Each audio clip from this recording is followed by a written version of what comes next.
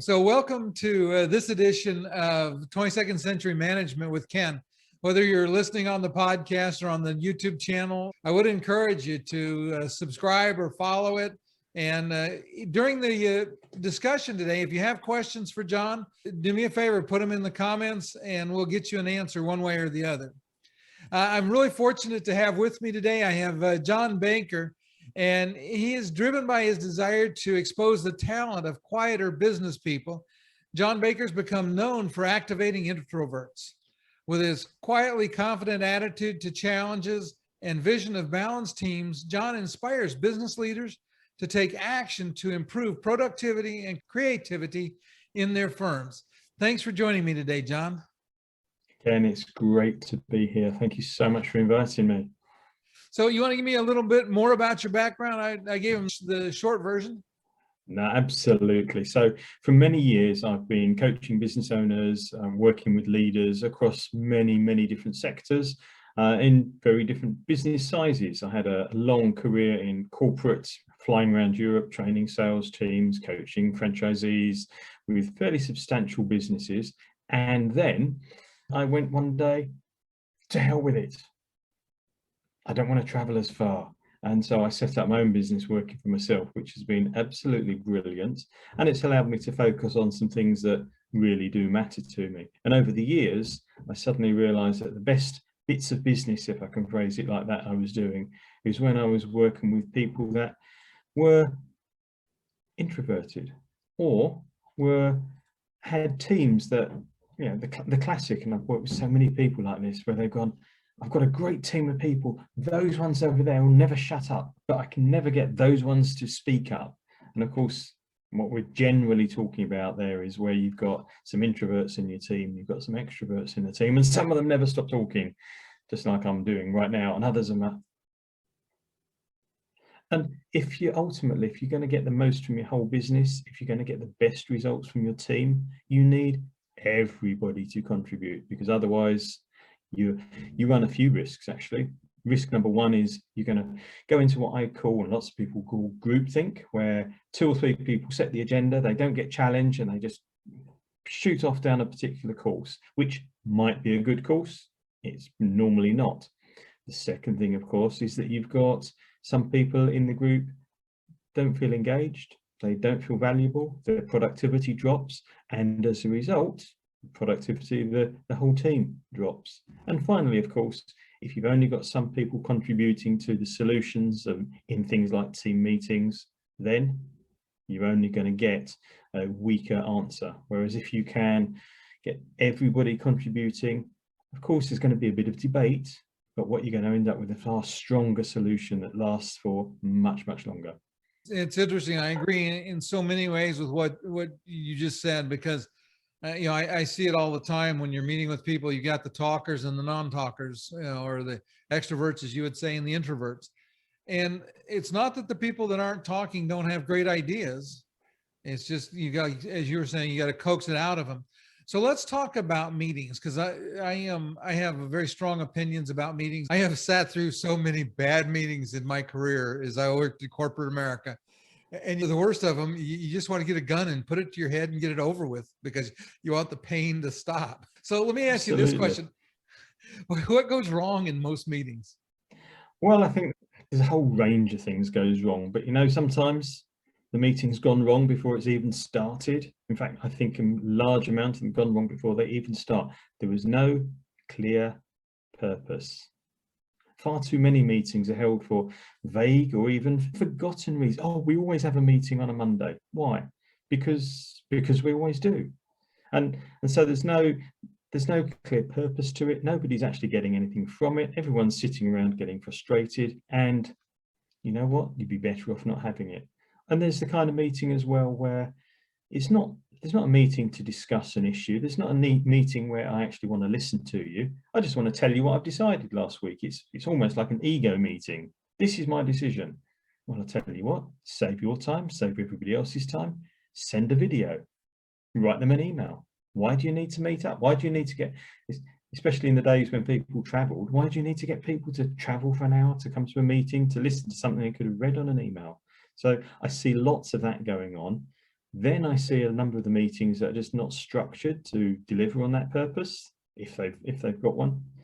And the final one that I'll touch on, I mean, there's loads I could go on with, but one of the other big ones I see is that the meeting alienates a third to a half of the people in the room. And that comes back to the introvert extrovert thing again. I would agree with all of those things. In fact, in my class, I talk about the fact that when it comes to meetings, that the only time you should have a meeting is when that's the only thing that will work. If you can do an email, a memo, anything other than a meeting, don't meet. Because again, like you said, they'd evolve into things that are counterproductive often.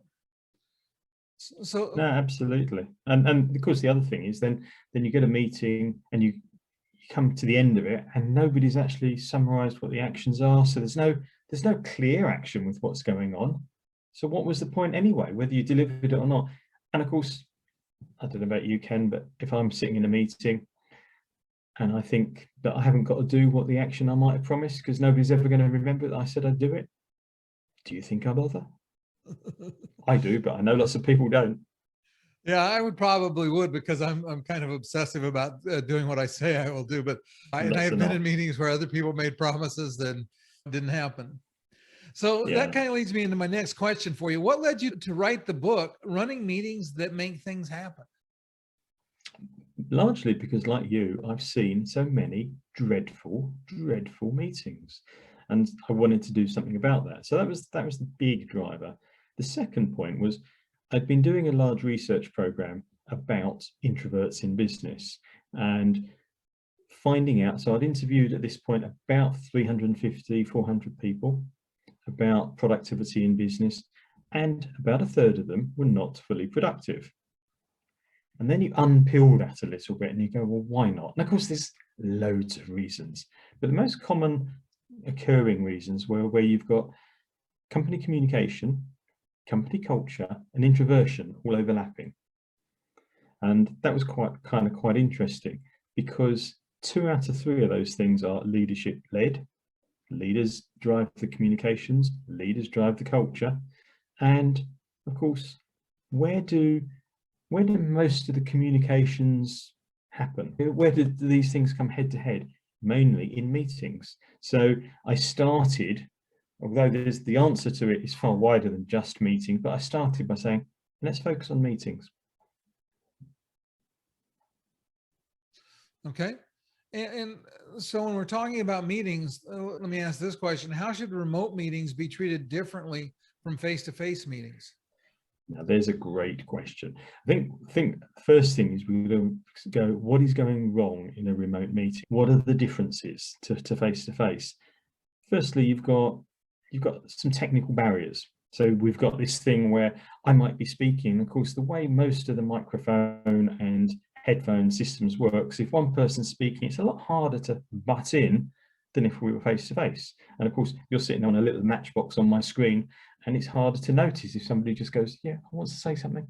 So it's a lot harder to interrupt, which means that sometimes people will just keep talking, and that won't go away. So that's the first bit. The second bit is it's actually, for all of us, it's a lot more tiring. And it might seem counterintuitive, but there's been some surveys shown that it's a damn sight more tiring just to keep focusing on concentrating on your computer screen. If we were sitting in a room, occasionally, I might look out the window or I might scribble notes. But I've even heard bosses say to some of their staff, you're not concentrating when their face was pointing at the camera, but their eyes were looking to one side. It's completely not natural because we're expecting people to keep complete eye contact for an hour or 2 hours. So it's going to be far more draining as well. Yeah, and I agree with that. I have been doing a lot of interviews lately, and by the time I've done 4 or 5 during the day, I'm pretty much toast. So that makes a difference. So, okay, let me ask this question then. What can a manager do to create more effective meetings? What is it that are the keys to having a meeting that really accomplishes its purpose and works? So I think the first thing is be really clear about what it is you're having a meeting for. What is the purpose? Because as we've already said, if there's not a good enough reason to actually meet, don't meet. And if we are meeting for a purpose, get all the other stuff off the agenda. You know, we're meeting to discuss this. I'm not going to chuck in a load of extra stuff that's not relevant. Just focus on what your purpose is. Be clear before you start, what is it you want from the session? And then, by the way, catching up is not a good reason. It's got to be, I want to achieve this. We've got to have this decision. We need to discuss this. I want the views from the team on this, whatever it is, but it's going to mean you want or need the views and the discussion. You need the team to learn something together, where you're going to work together on something. Because if it's just one person that's going to talk, as we said earlier, no point at all. So the first thing is to have that really clear purpose.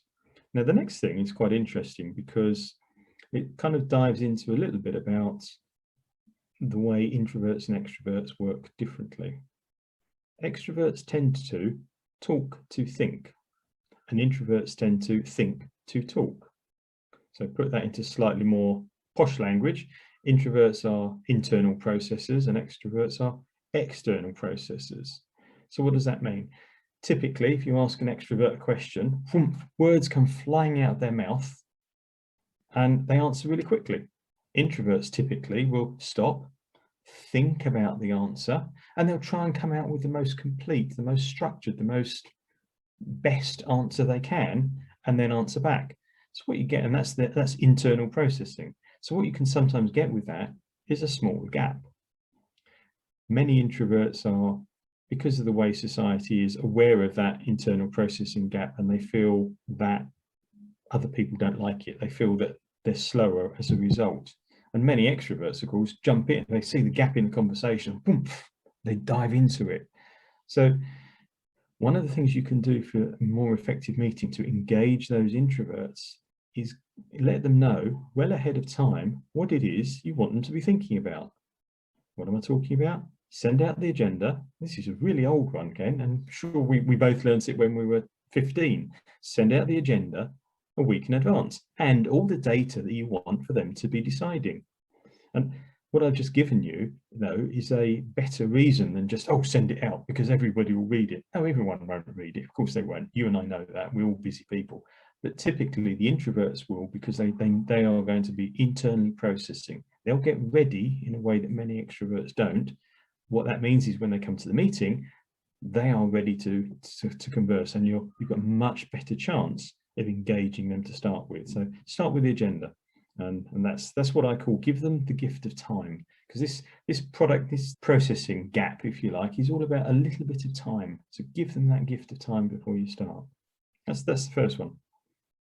Yeah, and that's interesting because I am a huge fan of agendas, and as you said, sending them out in a time to have people prepare so that they're ready to talk about the subject with some thought. Because as you said, the extroverts, and I tend to be one of those, that we will start talking as we're engaging our brain, and so where we started may not be where we wind up. But I also like, and let me ask your idea or your thought on this as part of that process, is I kind of think that you want to get your introverts started in the conversation first. Because again, if you know your team, you have the option maybe of making them, if you get them started, they'll get their piece out before the extroverts. Yeah, it's really, and this one does come down to really knowing the people in their team. So a couple of ways around it, because the next thing I'd normally talk about is what I call hold back. There's a point to this one, which is we all know that in some teams there's some that never shut up and some that never speak up. So we're going to hold back the louder ones. A whole number of ways we could try and do that. The first would be to literally, as a facilitator, get them to shut up. No, okay, Fred, we've heard your piece on that, and then turn to somebody else. You've got to keep doing that, but that will work. So if you're going to have a good meeting, first of all, be aware you've got to manage it. You can't just let people talk. But then you can structure it differently as well. You could, for example, say, I want everybody to say their views on this question. Boom, then tell them the question, and then work around the room. And I'm going to work around the room, but I want everybody to answer in, let's say, no more than 1 minute or 2 minutes or 30 seconds, whatever it might be. Because now what you've done, you've told the introverts they have got to answer. So they can't sit there and go, my view's not wanted. Because another one of the interesting things about many introverts is they won't bother answering if they don't think that their answer is actually going to be listened to or going to be wanted. So we can kind of, there's so many actions that people do that make people believe that they're happy to sit there quietly. So the first thing is you tell them that you're going to go around the room, they must answer. The second thing is hold back the extroverts a little bit by telling them it's 2 minutes or 1 minute or whatever, and then you stop them at that 1 minute. But I would, if I was going around the room like that, I'd start with a couple of the extroverts. Okay. Because that's, again, giving the introverts that processing time. So you've given them the gift of time by starting with a couple of the extroverts and then moving around to the others.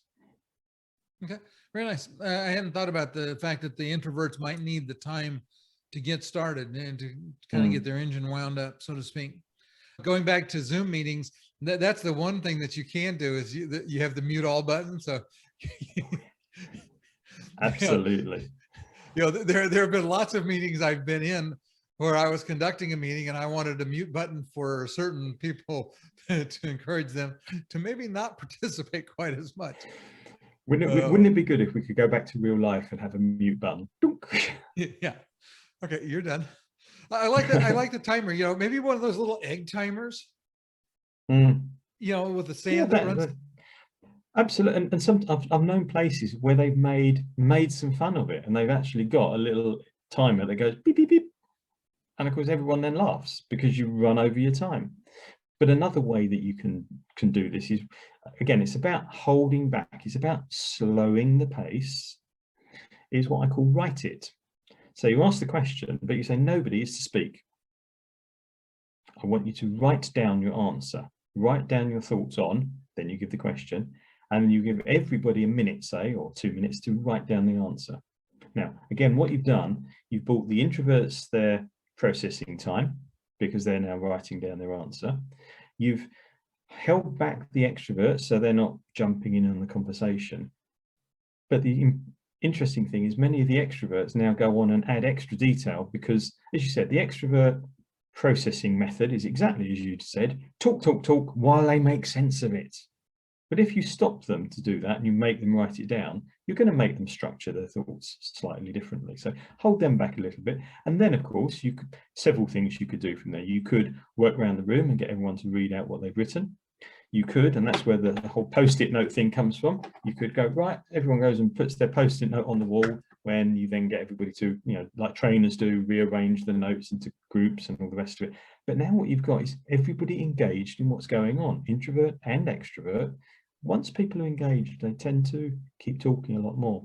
And that works whether face-to-face, of course, it's great because I can get up and I can walk around the room. It's a bit of exercise. Remote meetings, again, you can do various activities like this. Google Jamboard is effectively an electronic whiteboard. So you can find things at the whiteboard and all say nothing. Sometimes I've used Mentimeter. I don't know if you've got Mentimeter, it's mentimeter.com, but it'll allow you to create a word cloud. And so you can ask a question, then get people to put in a couple of one-word answers.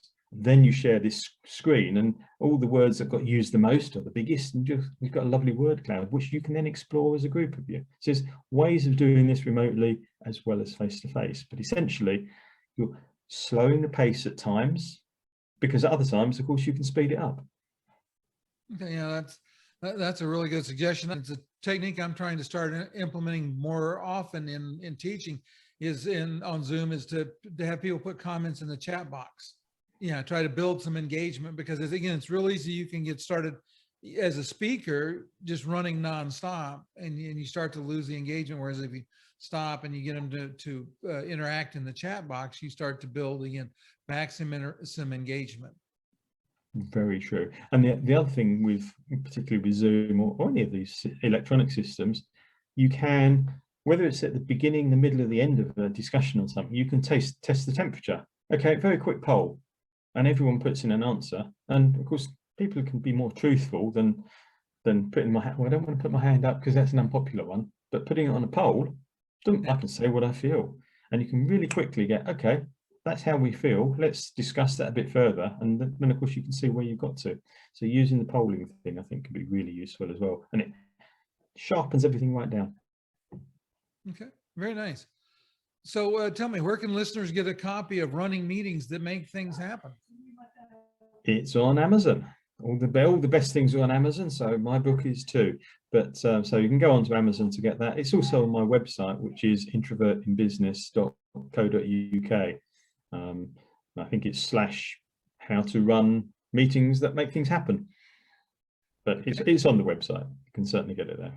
All right. And so for the audience in general, so everybody knows, what I will do is either in the show notes or in the description on YouTube, there will be a link to his book on Amazon, and there will be a link to Jon's website. So if you want to reach out and get in touch with him, you'll know how to find him. That would be brilliant. Thank you so much for that, Ken. Okay. Well, and I really appreciate having you on, Jon. I think, I know there's some other things we can talk about. I think that maybe we'll do this again, because you've been a very good guest. I've enjoyed it. Hopefully you'll be willing to come back. I would be really happy to come back. As you said, I could talk about this one subject for a long time, let alone 2 or 3 of the other productivity stuff in businesses which relate to the way we need to engage our whole teams far more effectively. Okay. Like I said, I look forward to that. For those, again, if you're listening on a podcast, do me a favor, follow the podcast. And if you're on YouTube, do me a favor, if you haven't already done so, hit the like button. That lets YouTube know there's content that's valuable here, and hit subscribe and the notify, so you'll get notified when the video gets posted, and you get at least one video every week. We'll talk to you next time. Fantastic. Thanks for having me on, Ken. Okay.